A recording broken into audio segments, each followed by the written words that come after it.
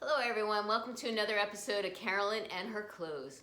Today I'm not talking about clothes, today I'm talking about my lifestyle. So if you've been watching me, you know that I work out and you probably know I see a nutritionist.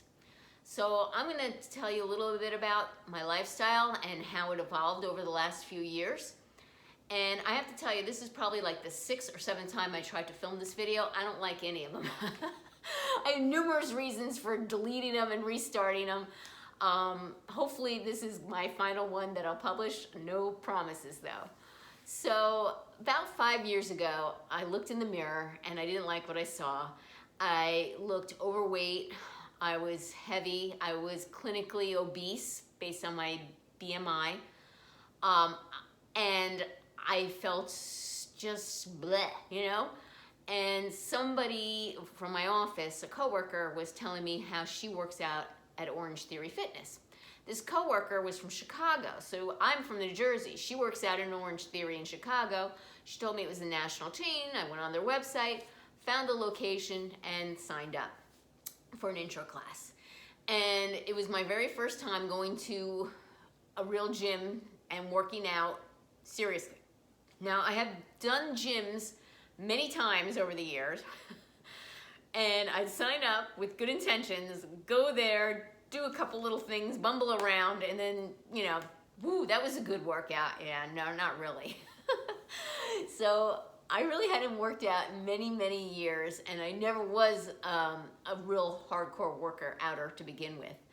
So I took an Orange Theory class and I about died. They had asked me if I was a power walker, jogger, or runner, and I went, I guess power walker? No idea.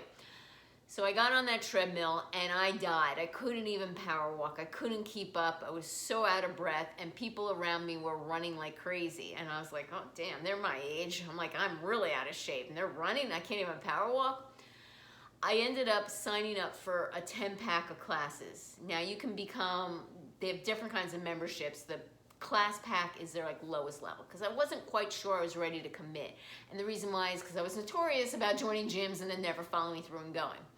So I finished the 10-pack of classes and I purchased another 10-pack and I did those as well. And I think maybe it was on the third 10-pack my lifestyle had changed. So one of the reasons why I didn't sign up too, besides the commit, was that my daughter was young and I was commuting a lot to work, and the only time that I was around, at work, it wasn't at work, I wanted to spend with my daughter, not run off to a gym class. Not to mention the times the gym was available for me was also rather limited as well too. The gym was about 6 miles from my house, so it wasn't exactly like right next door. It took me about 15 minutes to get there. Yes, in New Jersey, 6 miles takes 15 minutes. So it wasn't exactly easy to get to a class all the time. And then what happened at the time is my daughter was in gymnastics and she started taking night practices. So that then said, okay, change in lifestyle. My daughter now has class at night. There's no excuses why I cannot go to the gym while she is in gymnastics. She did not need me. She wasn't there. So then I started going 3 days a week to the gym. I eventually moved up from power walker to jogger to now I'm like a combination jogger runner. I'm like right on that cusp. I would say runner probably, just at the very low end of running. Okay. It's been a huge transformation for me. I never had worked out seriously like this before. This is definitely the hardest workout I ever done. It's intense. It's about 30 minutes of cardio, 30 minutes of floor. The cardio tends to be mostly treadmill, but sometimes we split it up and sometimes it's rower and the floor could be anything from weight exercises, Bosu ball, TRX, body weight, etc. So every class is different. You never have the same class twice. They're always challenging. You can challenge yourself by using the inclines on the treadmill, doing higher speeds, using heavier weights, rowing faster, rowing harder, etc. So nothing is ever the same with an Orange Theory fitness workout. A lot of people have asked me, so you lost the weight by going to the gym? I say, no, I did not. Every year, the gym had a transformation challenge. Every year, I would pretty much starve myself, lose the weight, gain it back. You know, I would do great in the transformation challenge, but once it was over, the weight came back on. So about the third transformation challenge, the gym also brought in a nutritionist, an outside nutritionist, and I started working with them. This was when I was 49 years old, and it was before my 50th birthday. And when I had lost the weight before, I would typically shed about 20-something pounds, you know, 25, 30. And I would go from busting out of a size 8 down to a size 4. That had been my lowest. So with the nutritionist, I lost about the same amount of pounds, but my diet was changed completely. So I eat a lot more protein, which anything would have been a lot more than before. I never ate protein before. I eat a lot more protein now. I gained a lot of muscle in comparison to what I was. And I went from a size, busting out of a size 8 to my current size 0 now. Although I put on a little bit of weight and I'm really kind of busting out of those zeros. So I'm back with the nutritionist and trying to work to bring that back. Do I have to be a size 0? No, but I know that I'm a healthy weight at a size 0 and I do not want to rebuy my clothes. I want to go in my closet, say, here's my clothes, this is my size, this is what I like, and I like these clothes, and this is what I wear. I don't want to have to pick and say, oh, this size 0 is too small and I have to go up, or this size 0 is just right. I want to say, this is my size and this is what I wear. Of course, sizes run different everywhere. But for the most part, I know name brands and I know the ones I like, and I like the way they fit, and I don't want to have to go up a size and not wear the ones that I have now, if that makes sense. So, yeah, right now I'm currently trying to lose a little weight so I can fit comfortably in all my clothes. Another question I often get asked is, so, you know, the people think that I lost the weight or went to a nutritionist for health concerns. And honestly, I'm thankful that is not accurate. I went to the nutritionist and decided to finally see a nutritionist. It was out of pure vanity. I admit I'm vain, and I just didn't like the way I looked. I didn't like the way clothes were fitting me. Being a petite person, and being busty and short, it was very hard to find clothes that look good on me. I like to buy things, and I want everything I buy and put on my body to look good. And because if I like it, I want it. And if it doesn't look good, I'm not going to want it. So, yeah, pure vanity. I can't claim that it was any health reasons or, you know, trying to get healthy or reason, you know. No, it was vanity. Totally admit that. So I work with a nutritionist. I have to say my diet is 80% healthy. It's lean protein, 3 times a day. So basically each meal, it doesn't have to be a meal. If I wanted to eat all my protein at once, I could, but that would be a lot of protein at once. But basically figure that you eat 3 meals a day that are protein based, okay? So it's not an insane amount of protein, but just think every meal is surrounded by carbs and fat, but the main portion is your protein, if that makes sense. So I have, for breakfast, because I don't eat eggs and I don't eat Greek yogurt, and oats, those are your big protein sources. I eat a turkey sandwich instead, because I don't eat that. And I'll have roasted red potatoes. I'll have my nuts that are pre-portioned. I'll have my carrots. I'll have my roasted red peppers. I eat 2 cups of those each day. Very filling and very little in the way of calories. For lunch, I'll eat my chicken. I typically don't eat dinner, and there's just basically because at the end of the day, I'm done. You know, I don't want to eat at the end of the day. For lunch, I typically have a large salad. Really, when I mean large salad, it's really serving for 4. I literally eat all 4 servings. And I eat my chicken.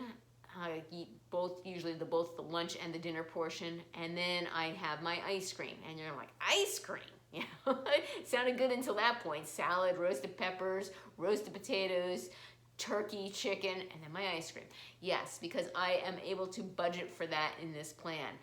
It is the way I stay on track. If I do not have my goodie, and for me, my goodie is ice cream. I just love ice cream. I can't stay on track. Sometimes I don't feel like ice cream and I'll have a bagel instead, right? Or sometimes I feel like both and I have to make up my mind. I can eat bagels and I can eat ice cream, I just cannot have them in the same day. So I've also learned with the nutritionist, I can always say if I want both in the same day, tomorrow is another day. Whereas in the past, I would think, oh, I can't have that, it's bad food. And then when I did have it, I just like binged on it.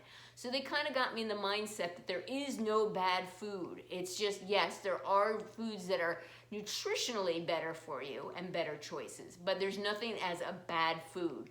Work those snacks into your plan so you can stay on track, you know, have that 80-20 rule, you know, 80% of your food is good quality, clean, nutritious, and that other 20%, fit it in and eat what you want.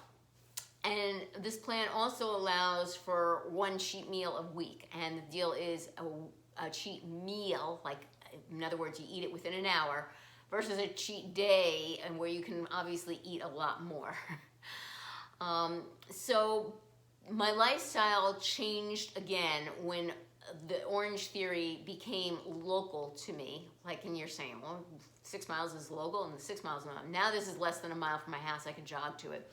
And because it's closer to my house, I was able to start a 5 a.m. class. So I'm at the gym at 5 a.m. every morning, and this was pre-pandemic. And now it's post-pandemic, and I'm still, even though I don't have to commute anymore, I'm still going at the 5 a.m. because you pretty much, I think with any gym, you're gonna find the most motivating and inspiring people in those early morning classes, and those people will help you become motivated and inspire you to stay on track. So yes, I get up at 5 a.m. to be with my tribe in the morning. So that's my lifestyle. 5 a.m. the gym, come home, shower. From 7:30 on, I'm usually on the computer and I'm working. And then I usually don't take like a real lunch break. I just kind of eat my salad and chicken at my computer. And then from there, at 5 o'clock, I usually shut things down, okay? And then at night, I just watch YouTube videos, and I'm usually asleep by 7, 8 o'clock. And then the next day starts again, because I'm up at 4:30 in the morning. And then on weekends, I end up, you know, doing errands, my food shopping, returning the stuff that I purchased online.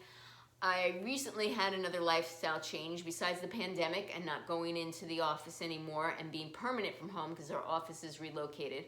My daughter just got her driver's license. In New Jersey, you have to be 17. She just got her license. And we decided it didn't make sense for me to buy a car for her. Originally, we were going to give her my car and buy a new car for me. But with me working from home, it just didn't make sense because I'm not using my car during the day. I'm at home on the computer. And on top of that, she's going to college in a year, and typically you can't bring that car on campus the first year. So as of now, we're not getting me another car. She's off during the day with the car, I'm home, and on weekends she typically works, so I'll drop her off in the morning so I can have the car. And what ends up happening is in a year, she's also going off to college, and again, my lifestyle will change again, all right? So I'm not gonna have that, you know, interaction with her. I'll be an empty nester, and in the meantime, my husband got a job at the gym, believe it or not, outside of the house. So he is never here, and I'm home alone. So I am like a pre-empty nester, soon to be an empty nester in a year, and I'm going through this lifestyle change, and I was wondering if my viewers have any suggestions other than YouTube and shopping, what I should be doing with my life. I feel like life is passing by me, and I'm just not doing anything.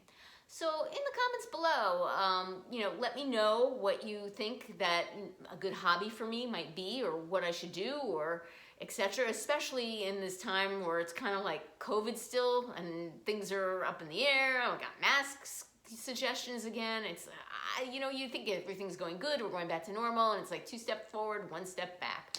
So let me know what your thoughts are. You know, I'm not so sure I know what I want to do. And that's it. So also another thing I wanted to say, if you were sincerely interested in the nutritionist, you may email me at carolynandherclothes@gmail.com.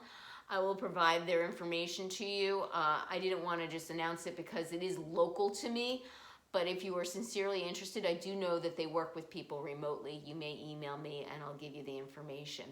Take care, and until next time.